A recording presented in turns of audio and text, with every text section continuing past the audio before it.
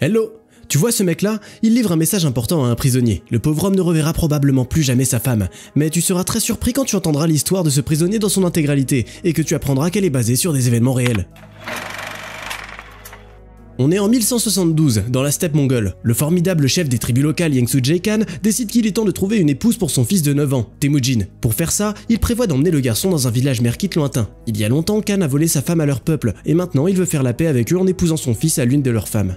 Le voyage est long, donc la petite armée de Yengsujay décide de faire une pause dans un village allié qui se retrouve sur le chemin. Là, Temujin rencontre une fille nommée Bort, qui se comporte d'une manière inhabituellement impudente. Non seulement elle parle au petit héritier en premier, mais elle lui dit aussi qu'elle est celle qu'il devrait choisir comme sa femme. Quand le soir tombe, Yengsujay Khan boit et se détend en compagnie de son vieil ami. Quelque temps plus tard, Temujin dit à son père qu'il veut choisir sa future épouse ici, mais le Khan refuse. Il croit que les gens de ce clan sont faibles et peu prometteurs, puis c'est avec les merkites qu'il doit faire la paix. Son fils insiste, et Khan n'ose pas aller à l'encontre de sa volonté. Le lendemain, toutes les filles du coin sont amenées devant Temujin. Son père lui apprend comment choisir une bonne épouse. Le garçon se promène plusieurs fois autour des candidates, mais en réalité il fait juste un genre de réfléchir.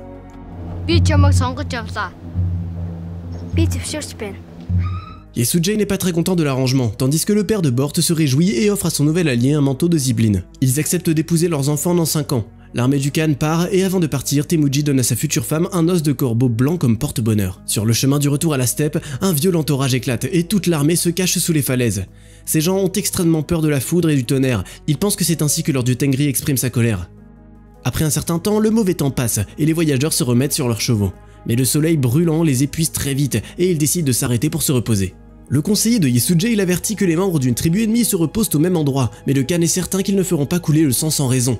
Par conséquent, il accepte avec reconnaissance une tasse de lait comme cadeau de l'autre tribu, et il leur offre un cadeau de sa part en retour. Le lieutenant du Khan le décourage de boire, car il pourrait se faire empoisonner, mais Yengsujay ne veut pas briser la coutume. Il boit le lait, et le chef de l'armée en face fait de même. Il s'avère que le conseiller avait raison après tout.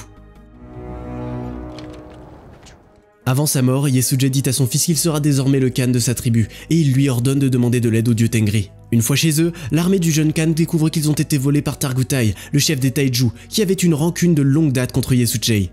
Ces hommes ont pris le bétail avant de mettre le feu aux maisons, et Targutai lui-même a voulu tuer le jeune fils de l'ennemi, mais la mère de Temujin l'a arrêté. Puis Targutai dit qu'il attendra que le garçon grandisse, et il ordonne de mettre des planches de bois autour de son cou. C'est ainsi que le jeune Khan passe de nombreux jours agonisants. Il ne peut pas boire, manger, ni même chasser les mouches tout seul. Tout ce qu'il peut faire, c'est accepter les soins du vieil homme du coin qui s'occupe de lui. Cependant, un jour quand Targutai vient pour mesurer la taille de Temujin, il exige qu'il soit mieux nourri. Le garçon se rend compte qu'il ne peut pas vivre comme ça. Il fuit la tribu et arrive à l'endroit où le dieu Tengri est adoré. Là, il demande de l'aide au dieu et il est libéré de ses liens. Le jeune guerrier part en voyage. Il se retrouve souvent face à la mort, mais il survit malgré tout. Au bout de 14 ans, il décide enfin de rencontrer ses ennemis, mais il doit d'abord prendre sa Bort bien aimée comme il l'a promis. Temujin et sa future femme vont dans son village natal. La mère du jeune Khan est ravie de sa belle-fille et ils commencent enfin à vivre une vie paisible et heureuse ensemble. Mais la paix ne dure pas longtemps. Une nuit, le village est attaqué par une armée féroce et masquée. Il s'avère que ce sont les merkites qui sont venus se venger de Temujin pour le péché de son père et enlever Bort. Ne trouvant pas le jeune couple dans le village, les guerriers mettent en feu les habitations avant de se mettre en route sur la piste du Khan et sa fiancée. Ils rattrapent bientôt Temujin et Bort qui se reposent dans la steppe. Khan et sa fiancée remontent vite sur leurs chevaux et fuient la poursuite, mais une flèche touche quand même Temujin et il tombe la tête la première sur son cheval. Bort voit les ennemis approcher et décide de se sacrifier. Elle fouette le cheval de son mari avec un fouet, l'envoyant à la maison, pendant qu'elle se rend elle-même. Le cheval de Temujin, quant à lui, rentre chez lui. Il se remet bientôt de sa blessure et rend visite à Jamuka, son frère juré, avec qui ils sont amis depuis qu'ils sont enfants. Khan demande à son camarade de l'aider à récupérer sa bien-aimée dans le repère des merkites. Ce dernier se moque d'abord de son ami et dit que les Mongols ne se battent pas pour les femmes et qu'il serait préférable qu'il s'en trouve une nouvelle tout simplement. Mais quand il voit la profonde tristesse de Temujin, il accepte. Il décide de programmer la campagne pour l'année prochaine car elle sera plus favorable aux conquêtes militaires. La puissante armée dirigée par Temujin et Jamuka atteint finalement la terre des merkites. Les Mongols voient que toute la terre est criblée de rochers et ils se perdent, mais ils réalisent bientôt que les ennemis se sont cachés derrière les rochers tout ce temps pour les prendre par surprise. Une bataille acharnée s'ensuit, au cours de laquelle les merkites perdent rapidement des hommes. Après avoir enlevé le masque d'un des morts, Temujin se faufile dans le village et trouve sa femme. Khan voit que Bort est enceinte et qu'un garde à la gorge tranchée est couché à côté d'elle. Jamuka les rejoint et rapporte leur victoire. Ensemble, ils s'envolent vers la tribu de Jajirat, où Jamuka règne. Les hommes célèbrent leur victoire. Et Jamuka offre à son frère juré de rester et de gouverner à ses côtés pour traiter avec leurs ennemis plus efficacement. Plus tard, on demande à Temujin comment il veut utiliser sa part de la prime. Contrairement à son camarade qui a tout gardé pour lui, Khan ne prend qu'une petite partie et demande à distribuer le reste aux guerriers et aux familles des morts. Cela impressionne les troupes car personne ne les a jamais traités avec autant de générosité auparavant.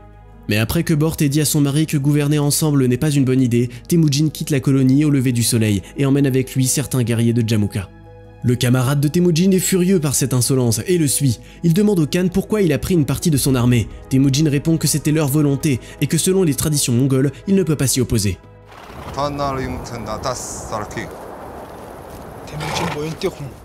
Le temps passe, Bort donne naissance à un fils. Un jour, Temujin apprend que les hommes de Jamukha ont tenté de voler son troupeau et que l'un des gardes a tiré sur un guerrier ennemi. Le problème, c'est que ce guerrier se trouve être le frère bien-aimé de Jamukha, Taichar, donc la guerre est inévitable.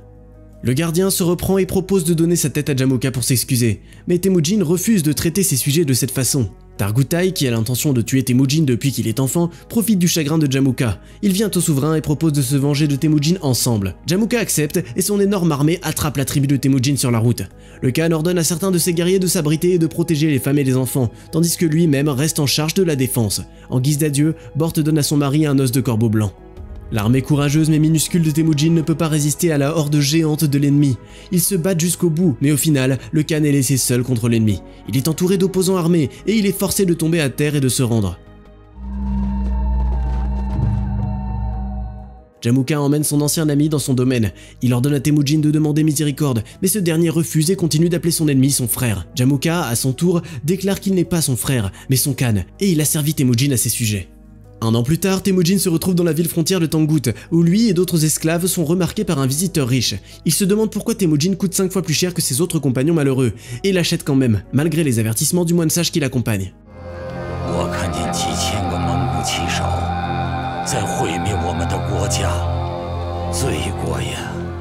Le propriétaire de l'esclave emmène Temujin dans le royaume de Tangut, où il construit une prison juste pour lui. Le Khan est assis là, tout seul, avec un peu ou pas de nourriture ou d'eau, et le soleil impitoyable brûle sa peau. En plus de ça, les locaux passent sans cesse se moquant du Mongol qui, selon la prophétie, allait soi-disant ravager leurs terres. Un jour, un vieux moine s'approche de la grille. Il demande à Temujin de ne pas détruire le monastère local quand viendra le temps terrible de la conquête. À son tour, le Khan lui demande de tuer le gardien la nuit et de lui donner la clé de sa cage. Temujin demande qu'un messager soit envoyé à Bort avec un os de corbeau blanc. Le moine demande au messager de compléter la demande, mais il refuse, car les steppes mongoles sont trop dangereuses. Il décide donc d'accomplir la mission lui-même. Le vieil homme voyage dans le désert pendant très longtemps. Finalement, le soleil prend le dessus sur lui et il tombe à terre, mort. Heureusement, la maison de Bort, qui a déjà donné naissance à une fille pendant l'emprisonnement de son mari, n'est pas loin. Bort voit un marchand de Tangut dans le désert et elle lui demande de l'emmener avec ses enfants. Il accepte avec réticence. Bientôt, elle atteint la ville, et elle se déguise comme les locaux. La nuit, la femme arrive à la prison et soudoie les gardes. Ils disent que le pot de vin ne suffit pas, donc elle met un couteau à la gorge de l'un d'eux. Les gardes s'enfuient, apeurés. À ce moment-là, Bort lance une arme à son mari à travers les barreaux de la cage. Temujin est libéré de ses chaînes et s'échappe de la prison. Tous les 4 montent dans une calèche et se rendent à l'abri où ils dînent et passent la nuit. La famille est enfin réunie, et elle retourne dans son pays natal. Ils apprécient la tranquillité et Temujin enseigne à ses enfants à respecter la beauté de la langue mongole. Il leur promet qu'un jour tout le monde la parlera. Puis il promet de commencer à chercher une épouse pour son fils et dit à sa femme qu'il a déjà trouvé les noms de leur futur fils. Mais quand Bort raconte à son mari ce qui a changé dans leur terre quand Temujin était absent, le Khan est horrifié. Il apprend que ses camarades de clan tuent et volent maintenant et n'épargnent même pas les enfants. Tout ça ramène Temujin sur terre et il ordonne à Bort de prendre les enfants et de retourner dans sa colonie natale. La fille est contrariée qu'ils doivent se séparer à nouveau, et surtout aussitôt.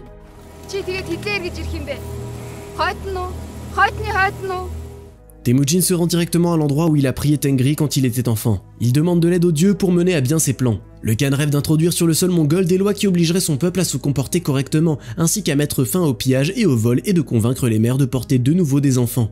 Il décide d'imposer la peine de mort à quiconque lève l'épée contre des enfants ou des femmes, refuse de nourrir et de loger un voyageur, achète des biens volés, trahit son Khan ou dépose des armes pendant une bataille. Et son dévouement porte ses fruits. Quelques années plus tard, l'énorme armée de Temujin est positionnée dans la steppe, se préparant à une bataille décisive avec Jamukha. L'armée de son ancien camarade est beaucoup plus grande, mais Temujin est confiant qu'il sait comment gagner cette guerre. Au début, il n'envoie qu'une petite unité au combat, les hommes de Temujin les battent sans aucun mal, puis poursuivent les hommes vaincus déshonorés plus loin dans la steppe.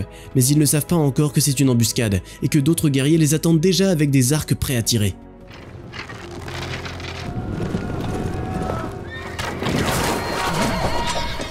Ensuite, Jamuka ordonne ses troupes restantes d'attaquer. L'énorme cavalerie se précipite vers l'armée de Temujin Khan, et il semble que la bataille sera bientôt terminée.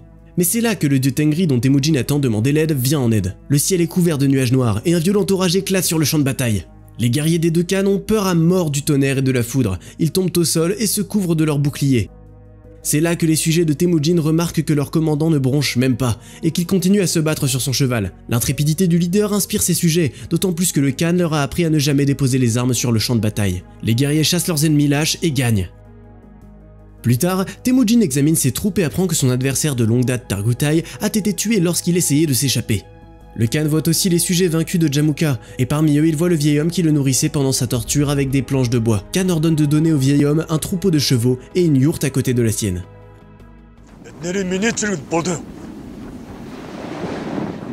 Ensuite, le Khan va voir Jamuka, que ses guerriers ont fait prisonnier. Son ancien compagnon s'agenouille devant lui et lui dit qu'il n'est plus un Khan. Temujin répond qu'il est prêt à tout oublier, mais que son ennemi décline. Il dit qu'il est déjà trop tard, et que la chose la plus logique à faire serait de le tuer. Maintenant, c'est au tour de Temujin de refuser. Il donne son cheval à Jamuka et lui demande de partir en paix. Les gens de Temujin célèbrent leur victoire, et Temujin lui-même dit à Bort qu'il doit maintenant finir ce qu'il a commencé, promettant qu'il reviendra toujours chez lui. Des années plus tard, Temujin est nommé Gengis Khan, dirigeant de tous les Mongols. Il conquiert la moitié du monde et finit par anéantir le royaume de Tengu, laissant le monastère dont le vieil homme qui l'a sauvé était si inquiet en paix. D'ailleurs, en réalité, l'histoire de Jamuka n'a pas vraiment eu une fin heureuse. Laisse un message dans les commentaires si tu sais ce qui s'est vraiment passé, et partage ton film historique préféré. Puis n'oublie pas de liker la vidéo et de t'abonner à la chaîne pour ne manquer aucune nouvelle histoire.